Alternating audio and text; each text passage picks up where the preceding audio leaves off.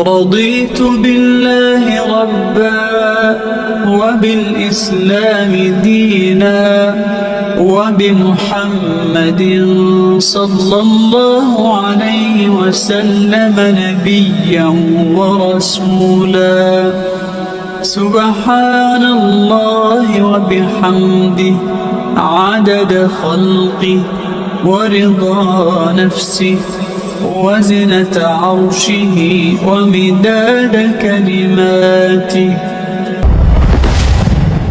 Bahwa setelah dibangkitkan dari kubur, setiap kita akan menghadapi perhitungan, akan ditimbang segala macam kebaikan dan segala macam kejahatan yang pernah kita lakukan di dalam kehidupan.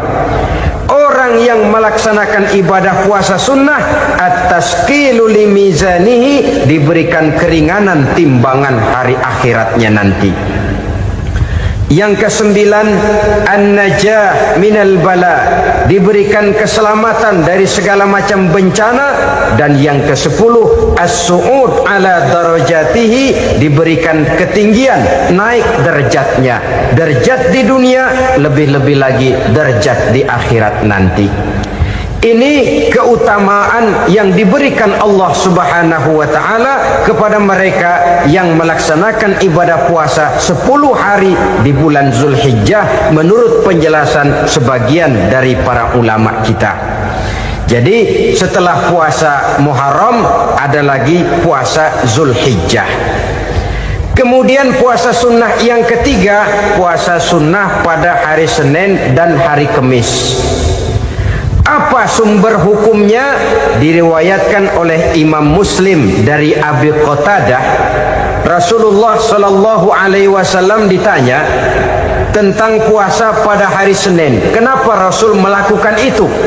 Beliau menjawab, zalika yaumu wulidtu fihi wa yaumu bu'istu au unzila alayya fihi. Hari Senin itu adalah hari di mana aku dilahirkan dan hari di mana aku dibangkitkan. Wahyu pertama turun kepadaku pun pada hari itu. Maka sunnah melaksanakan puasa pada hari itu. Adapun hari Kamis, ada hadis yang diriwayatkan oleh Imam Turmuzi dari Abi Hurairah, Nabi bersabda, tu'radul a'malu yaumul isnaini wal khamisi fa uhibbu an yu'rada amali wa ana sha'im. Disetor amal setiap manusia pada hari Senin dan pada hari Kamis. Maka aku ingin, kata Nabi, agar pada saat amalku disetor itu aku sedang puasa. Jadi malaikat itu menurut riwayat ini mencatat dan menyetorkan catatan amalan seseorang pada hari Senin, hari Kamis. Tiap hari Senin amalan kita disetor oleh malaikat. Catatan terakhir tentu yang sedang kita kerjakan, sehingga yang masuk daftar, saya tinggalkan orang ini, dia sedang puasa, karena naik catatan amalnya pada hari Senin. Kamis diangkat lagi, catatan paling akhir, saya tinggalkan orang ini, dia sedang puasa. Itu makna fa uhibbu ayyurada amali wa ana shaim. Aku senang kalau pada saat amalku disetor, catatan paling akhir aku lagi puasa. Satu keistimewaan. Alangkah celaka tiap amalan disetor kita sedang berbuat jahat. Senin, Kemis, teler, mabok, judi. Tiap amalan disetor, catatan akhirnya saya tinggalkan si fulan lagi teler. Laporan Senin. Kemis laporan lagi, saya tinggalkan si fulan lagi mirip kartu. Saudara hadirin yang saya muliakan, alangkah jeleknya catatan kita. Oleh karena itu sunnah puasa pada hari Senin dan hari Kamis. Ini amalan sunnah, saudara-saudara. Dan oleh karena ini amalan sunnah, sebagian ulama memberikan penjelasan, walaupun lupa niat, kalau sudah malam itu lupa niat, boleh niatnya sudah siang puasa sunnah ini, dengan catatan dari pagi belum makan apa-apa. Umpama malam saudara lupa, tahu-tahu ingat ini hari Senin, dah jam 10, niatlah jam 10 itu sah puasanya, asal dari pagi belum makan apa-apa. Tapi kalau sudah dapat 2 piring baru niat jam 10, itu lain, ngojek namanya. Jadi puasa sunnah yang ketiga, puasa pada hari Senin dan hari Kamis. Yang keempat, puasa jenis sunnah yang keempat, puasa 6 hari di bulan Syawal. Diriwayatkan oleh Imam Muslim dari Abi Ayyub bahwa Nabi bersabda, "Man shoma Ramadhana summa atba'ahu sittan min Syawal kana kasyamid dahri."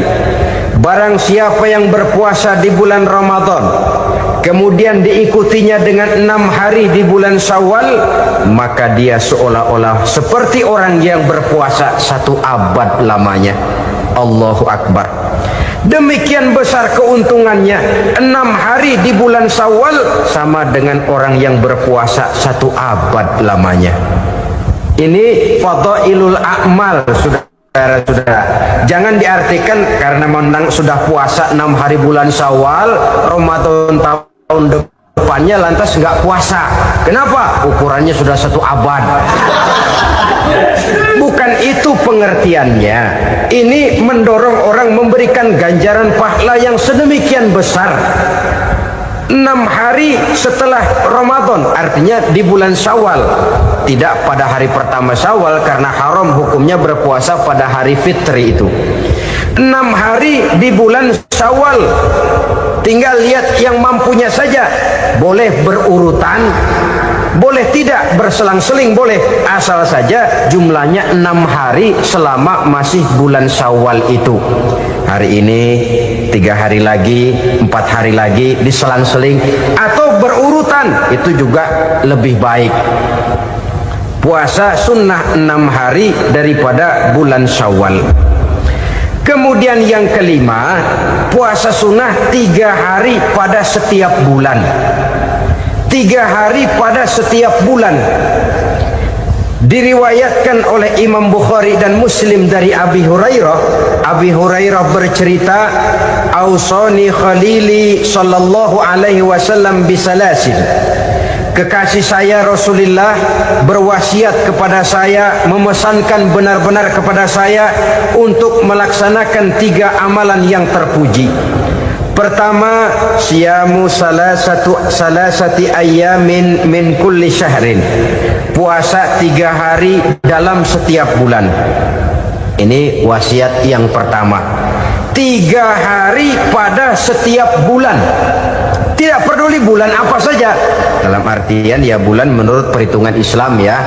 Muharram, Safar, Rabiul Awal, Rabiul Tsani, Jumadal Ula, Jumadil Akhir, Rajab, Sya'ban, Ramadan, Syawal, Zulqa'dah, Zulhijjah dan selanjutnya.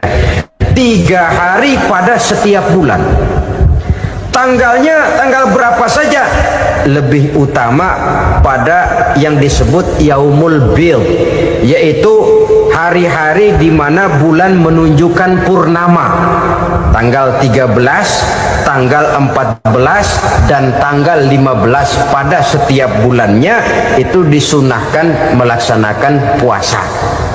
Itu wasiat pertama, puasa 3 hari pada setiap bulan. Wasiat yang kedua, warok'atai duha, melaksanakan sholat duha sekurang-kurangnya 2 rakaat. Itu wasiat yang dipesankan benar kepada saya, kata Abi Hurairah. Pertama, puasa 3 hari pada setiap bulan. Yang kedua, usahakan jangan meninggalkan 2 rakaat minimal daripada sembahyang duha. Kita tahu sembahyang duha itu sembahyang sunnah di waktu pagi seketika matahari naik sepenggalahan. Sekurang-kurangnya 2 rakaat, sebanyak-banyaknya 8 rakaat. Di antara fadilah atau keutamaan daripada sholat duha ini yaitu menyangkut masalah rezeki dan usaha. Kemudian wasiat yang ketiga, wa an utira qabla an anama. Beliau sangat berwasiat kepada saya untuk sholat witir sebelum tidur. Artinya sholat malam sebagai amalan sunnah di dalam kehidupan kita. Jadi saudara-saudara, dalam hidup ini kita akan selalu berbentur dengan keperluan. Kalau pada suatu saat kita sudah sampai kepada tahap berpikir ini keperluan saya, tentu hal-hal semacam ini akan kita kerjakan. Kita belum tergerak melaksanakan ini semua oleh karena barangkali kita merasa belum memerlukannya. Karena itu, marilah kita berusaha di samping melaksanakan puasa yang wajib, juga melaksanakan puasa yang sunnah di dalam kehidupan kita. Ini jenis puasa-puasa yang sunnah. Kemudian yang kedua, ada macam puasa yang disebut puasa nazar. Hukum pelaksanaannya wajib apabila nazarnya sudah terwujud. Puasa nazar, puasa yang dikaitkan dengan suatu persoalan. Umpamanya, kalau saya lulus ujian, saya akan puasa 1 minggu lamanya. Begitu ujiannya ternyata lulus, dia wajib bayar nazarnya. Puasa 7 hari, tidak lagi sunnah tapi wajib karena dia nazarkan. Asal saja tidak sah nazar kepada yang makruh, apalagi kepada yang haram. Umpamanya nazar, kalau tembus 6 nomor mau puasa 3 hari. Itu nazar semacam itu bukan saja tidak sah tapi haram hukumnya. Tidak boleh nazar kepada yang makruh apalagi kepada yang haram. Jadi apabila maksud yang sudah kita niatkan tercapai, wajiblah nazar itu dibayar, yaitu kalau nazarnya sunnah melaksanakan ibadah puasa.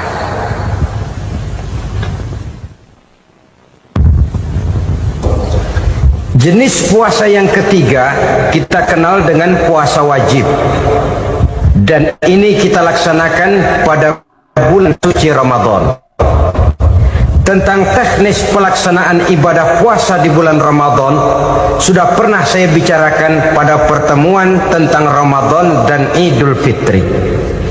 Pada kesempatan ini saya hanya ingin mengajak bahwa di dalam melaksanakan ibadah puasa Ramadan ini, marilah kita mengadakan evaluasi. Kenapa demikian?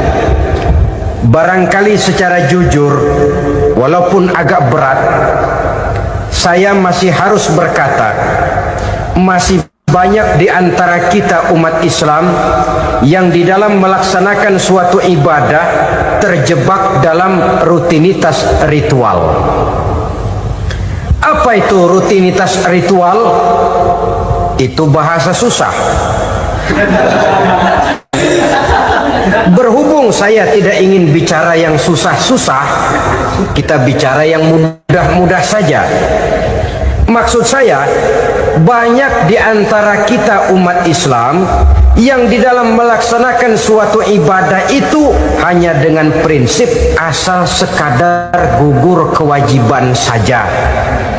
Akibatnya, sampai sejauh mana ibadah itu berhasil membentuk kepribadian diri kita, kita jarang mengadakan evaluasi dan penilaian. Sholat yang penting gugur kewajiban, puasa yang penting sudah gugur kewajiban, haji yang penting sudah gugur kewajiban. Maka jangan heran kalau itu yang jadi prinsip, ibadah lantas tidak punya dampak dalam membentuk kepribadian diri.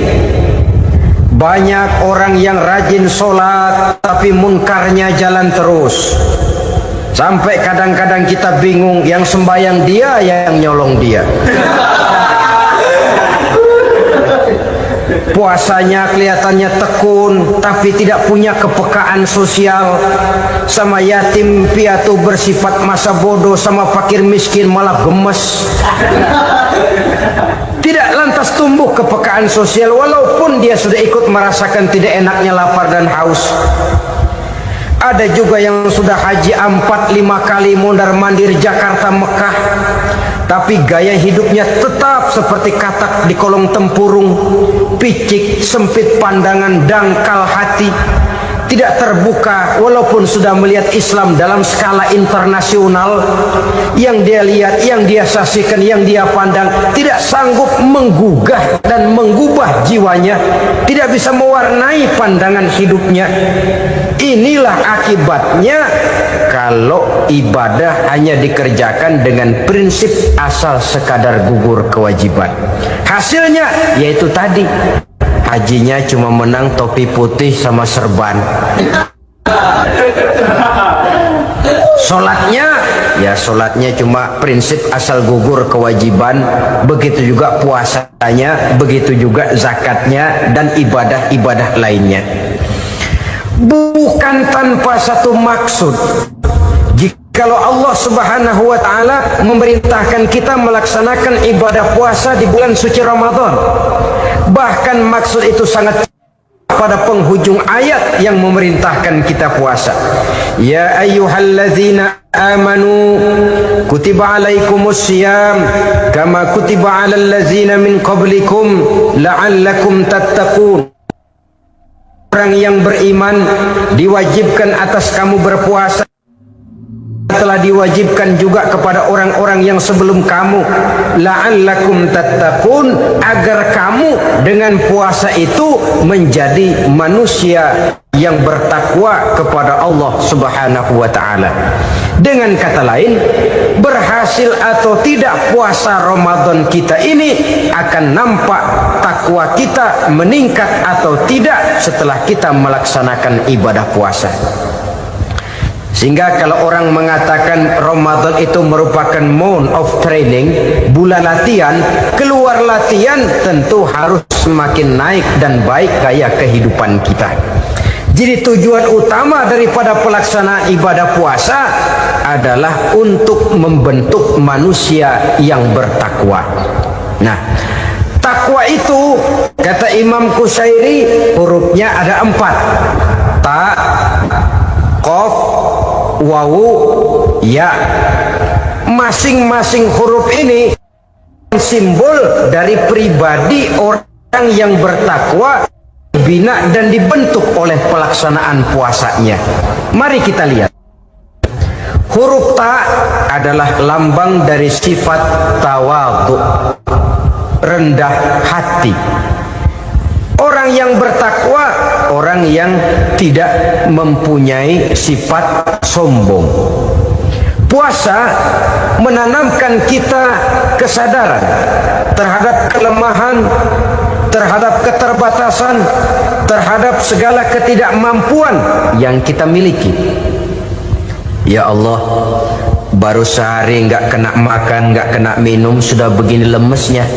Puasa memang kalau pagi orang masih sehat, masih terdorong oleh sahur, siang masih lumayan, tapi zuhur ke atas biasanya mulai sikap lemah manusiawi, keterbatasan kekuatan biologis itu mulai nampak. Dari sini tanam satu kesadaran, kalau begitu apa yang mau disembuhkan di hadapan Allah? Kaya, siapa sih orang paling kaya? Ilmu, siapa sih orang paling pintar?